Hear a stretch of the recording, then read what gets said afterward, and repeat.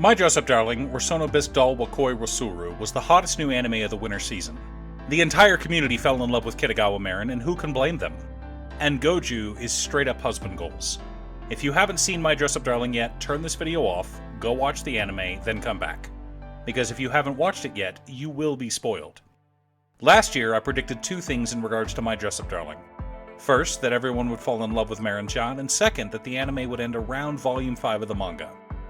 Though they had to cut a few minor things to make it all fit, the anime flowed seamlessly and managed to cover the first 5 volumes of the series.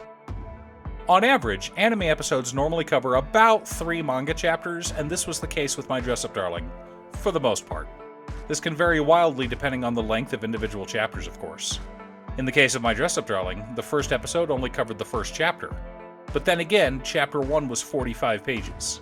For comparison, the rest of the manga chapters are about 25 pages. A couple of changes that were made involved the arc with the Inui sisters. The conversation with Kitagawa, Goju, and the Inui sisters at the diner lasted much longer in the manga, and went into more detail regarding photography and the advantages of an SLR camera compared to just using a smartphone. Also, there was a shopping scene in the manga that should have happened at the beginning of episode 9, but that was trimmed for the sake of time. After all, episode 9 covered 5 chapters from the manga. Instead, the episode begins with Goju and Kitagawa crafting together at his place. Finally, the last episode changed the order of events from the manga. The episode covered chapters 37 through 39, and actually started with chapter 39, the horror movie chapter. Kitagawa working on her homework and heading to school with Gojo to collect her math homework happened in chapter 37, and the festival date was in chapter 38. I was happy with the ordering though. I really loved the post-credits scene, which is how chapter 39 and volume 5 ends. We know that Kitagawa is in love with Goju, and we hope that Goju eventually reciprocates those feelings, but so far, Goju is just ecstatic to have a friend. Sure, he thinks Kitagawa is gorgeous and he has tons of fun spending time with her. He's learning all kinds of new things, having new experiences, becoming more confident, and learning to communicate with other people. The anime is over, but the manga continues. But is there enough for a season 2? Unfortunately, as of right now, only Volume 9 has been released in Japan, and Volume 5 gets released in English on April 26th. I don't think there's enough content at the moment to handle a second season, but that could change in a year, especially when the current arc reaches its conclusion. Volume 7 introduces an arc that is hands down my favorite in the entire series, and it reaches its conclusion in Volume 8. However, the setup for that arc actually starts in Volume 6. I want to talk about one scene specifically, but in order to do so, I need to give you the setup for it. The rest of this video will contain heavy spoilers for people not caught up on the manga, so if you don't mind, feel free to continue, but consider this your spoiler warning. Volume 6 of the manga starts out with Kitagawa and Goju attending another cosplay event, with Kitagawa once again dressed up as Suzuku-tan, this time wearing her cultural festival kimono, seen in episode 7 of the anime when Gojo first sees Kitagawa's bedroom.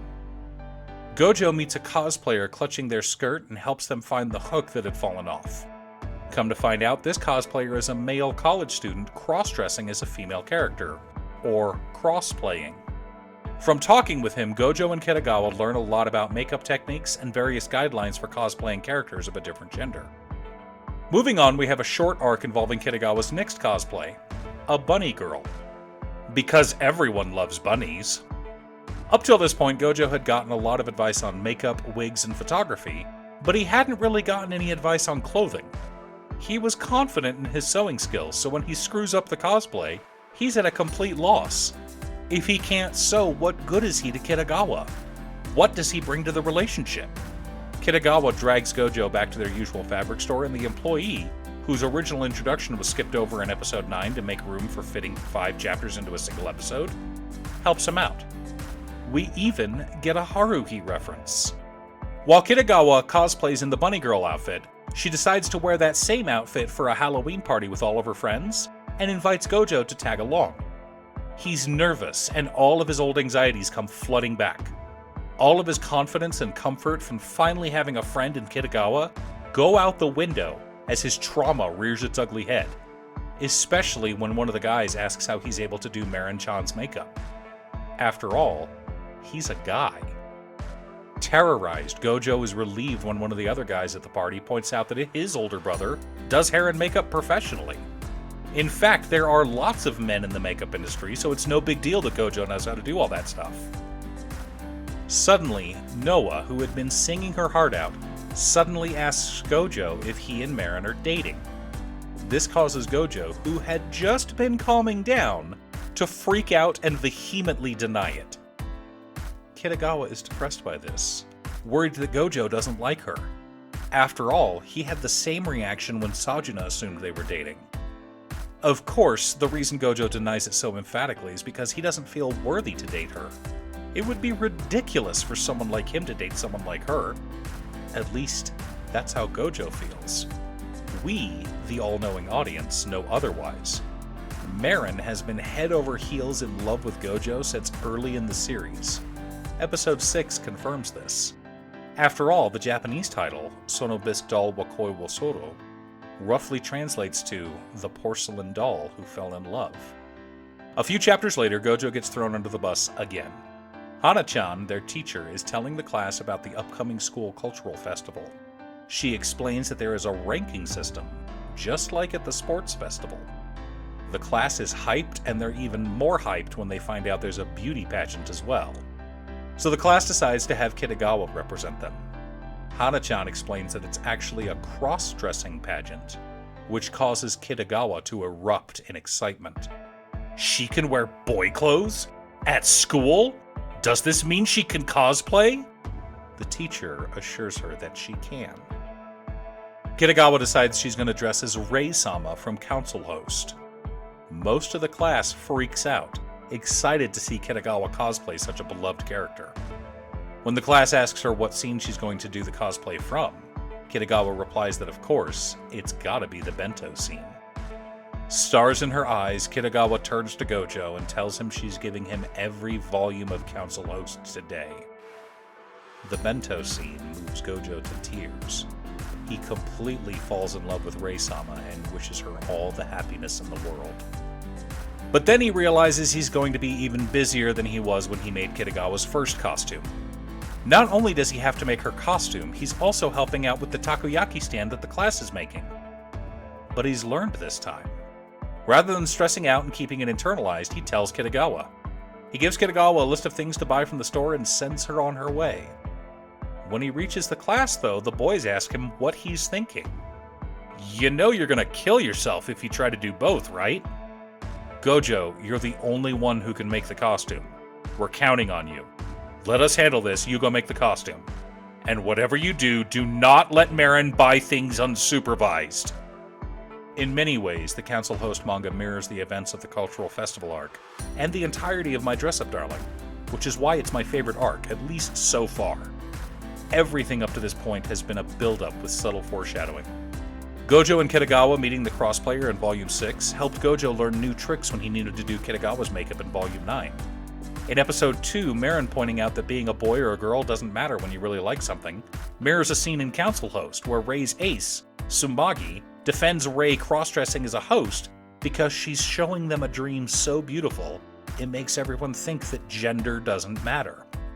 Gojo asking for help from the salesperson at the fabric store teaches him that it's okay to ask for help, and later on, it's easier for him when he has to ask for help with his classmates. There's a ton of growth in both our main characters, but especially in Gojo. He learns to reach out to people, that it's okay to ask for help sometimes. He learns to open up and communicate a bit more. Gojo also learns from Council Host what an ace is, and he realizes he wants to be Kitagawa's ace. He wants to make her shine. Gojo is fine with being support if he can make Kitagawa number one. But most importantly, he learns he's in love with Kitagawa. While he's applying her makeup, he remembers all the time he spent painting doll faces. He's always been in love with dolls, for as long as he can remember, but right here, in front of him, is the most beautiful doll he's ever painted. When she steps up on stage, Kitagawa shines so brightly. What is this irresistible feeling wrecking him? But then Gojo remembers he's felt this way before. The first time he saw Grandpa's dolls, and fell in love at first sight. Kitagawa falling in love with Gojo was going to happen, and happened fairly early. It's the title of the manga, so it's not really a spoiler. But now where do we go with our couple? Who will confess first? When will they start dating? Everyone in Kitagawa's circle of friends thinks they'd be a great couple, and wonders why they aren't already dating. But now that circle has grown to include Gojo, and he's so happy he doesn't know what to do. I think both of them are content with where things are right now. They spend a lot of time together and are regularly trying new things. I also think they're a bit scared of ruining what they already have. But Christmas and Valentine's are both just around the corner, so who knows what's in store for our apprentice doll maker and porcelain doll. Thanks for tuning in. Once again, a huge shout out to my editor Cute Stuff. I couldn't make these videos without her. If you'd like to hire her to edit your own videos, there's a link to her Fiverr page below. Please like and subscribe for more content. I post new anime, manga, or light novel videos every Wednesday and Saturday. Or you can click here for more romance videos. Stay safe, and I'll see you all again next time on Musings by Danon.